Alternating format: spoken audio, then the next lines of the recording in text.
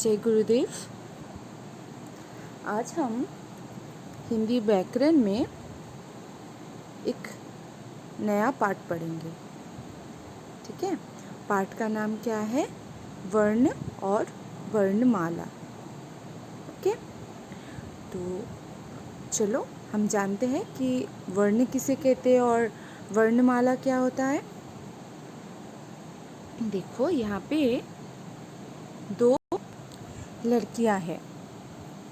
एक जन बोल रही है हा हा और दूसरे जन क्या बोल रही है? पापा। ठीक है, तो अब तुम लोग भी एक बार बोल के ट्राई करो। हा हा पापा। जब हम हा हा या फिर पापा बोल रहे हैं तो हमारे मुंह से एक क्या निकल रहा है? आवाज़ निकल रहा है ना। तो हिंदी में जब हम बोल रहे हैं हा हा पापा तो हमारे मुंह से एक आवाज़ निकल रहा है। ये जो आवाज़ निकल रहा है ना, ये जो आवाज़ हा हा पापा, या फिर कहीं हमें चोट लग जाए तो हम कैसे बोलते? आ करके हम चिल्लाते हैं, राइट। सो आ करने से जो आवाज़ आते हैं ना हमारे मुंह से, वो हमारे मुंह से एक ध्वनि निकलते हैं, एक आवाज़ निकलते हैं। तो उस आवाज़ को, हमारे मुंह से निकलने वाली जो आवाज़ है ना, मुंह से जो आवाज़ निकलते हैं, जब उसे हम एक चिन्ह देते हैं, ठीक है, एक साइन, हर एक चीज़ का एक साइन होता है ना। जैसे ये एक साइन है। ये किस चीज़ का साइन है? कि हाँ, आंसर करेक्ट हुआ है, एक टिक का साइन है, राइट। ये किस चीज़ का साइन है? प्लस साइन है। ये साइन देखने से तुम लोगों को पता चलता है कि हाँ, ये युक्त का साइन है, युक्त प्लस।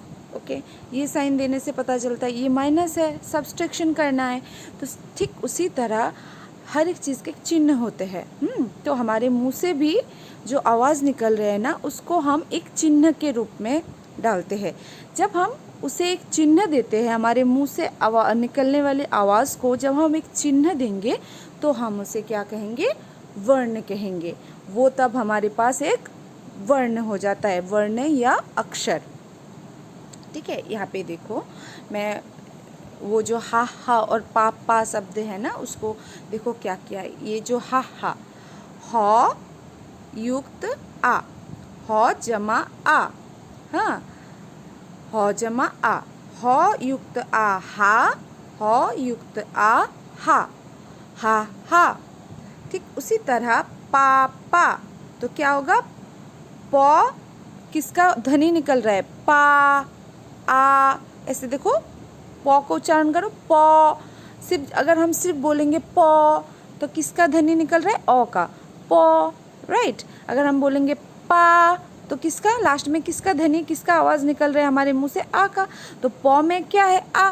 तो हम यहाँ पे क्या कर रहे हैं? प आ पा, प आ पा, प जमा आ पा, प जमा आ पा, पापा। तो क्या शब्द बना? पापा।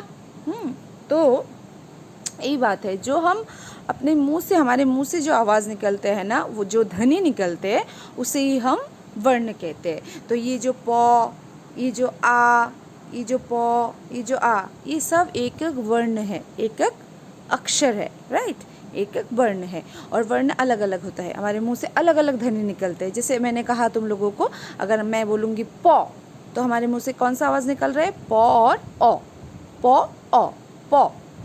अगर हम बोलते हैं पा तो हमारे मुंह से अलग ध्वनि निकल रहा है, क्या क्या? प आ पा।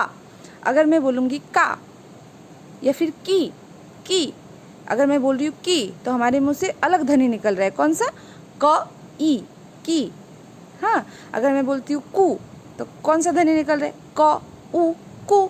अगर मैं बोलूँ नु, कौन सा ध्वनि? न उ।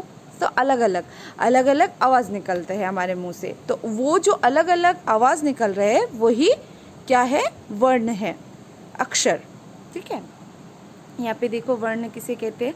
मुंह से निकलने वाली ये ध्वनियाँ वर्ण कहलाती है। तो हमारे मुंह से जो आवाज़, ध्वनि मतलब आवाज़, जो आवाज़ निकलते हैं उसे ही हम वर्ण कहते हैं, वर्ण या फिर अक्षर। ठीक है, अक्षर, वर्ण या फिर अक्षर।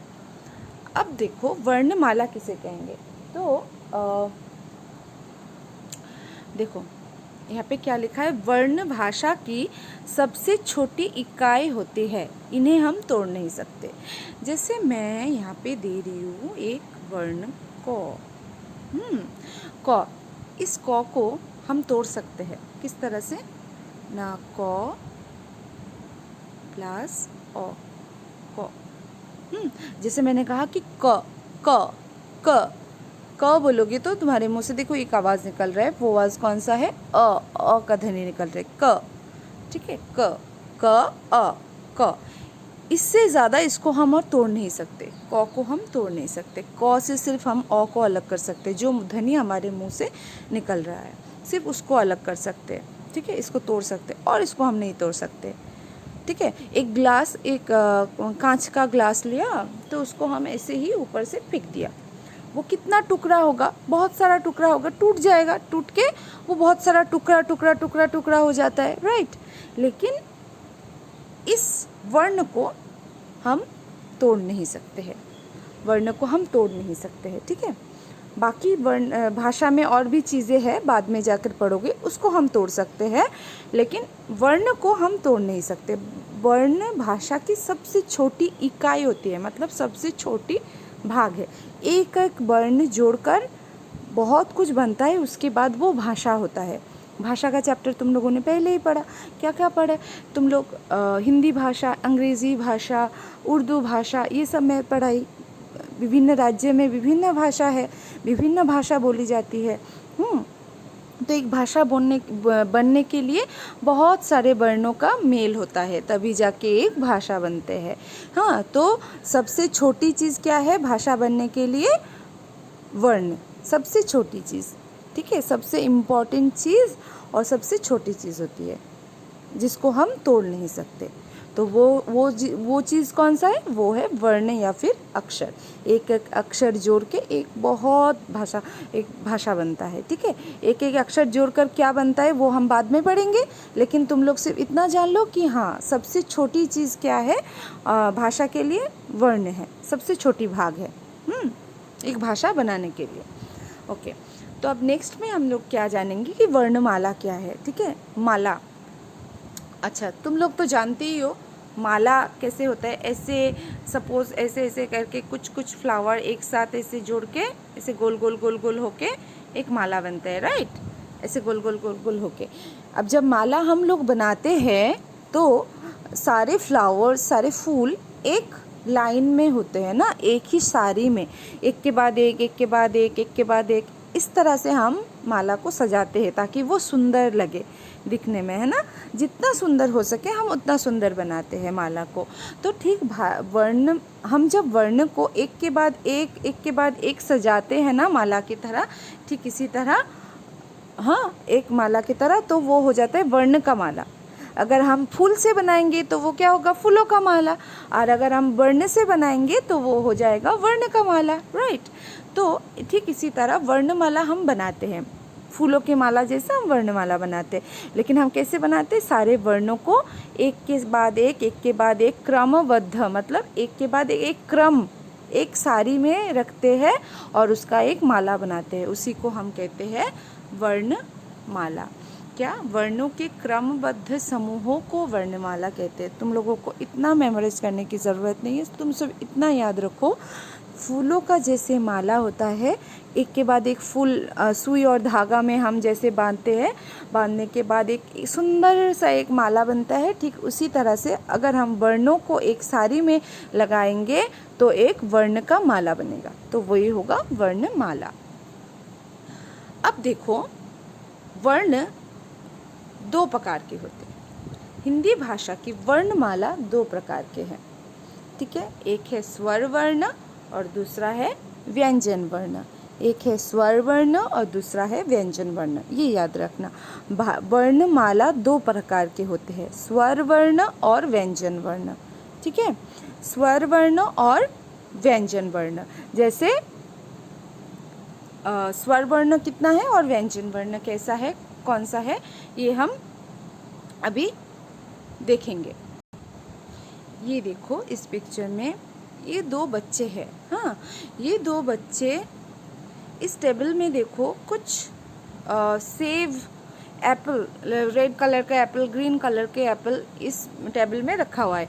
तो ये दो बच्चे अपने पापा से पूछ रहे हैं कि पापा ये क्या है, इतने सारे सेब, इतने सारे प्लास्टिक के सेब, लाल रंग का है, हरा रंग का है, पीला रंग का है, इतने सारे सेब आप हमारे लिए लाए हो।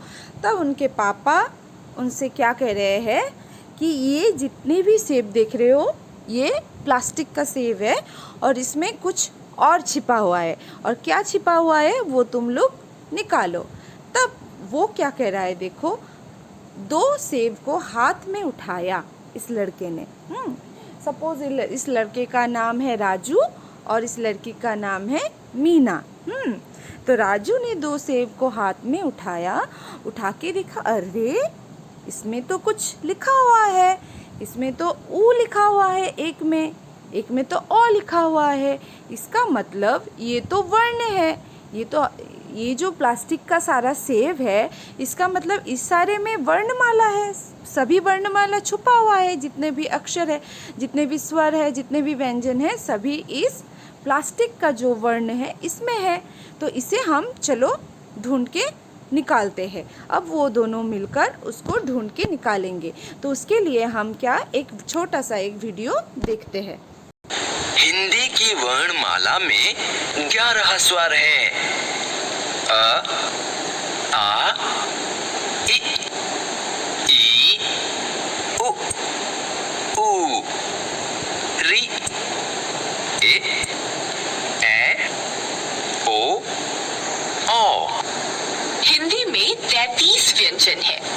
क, ख, ग, घ, अंग, च, छ, ज, झ, ञ, ट, ठ, ड, ढ, ण, त, थ, द, ध, न, प, फ, ब, भ, म, य, र, ल, व, श, स।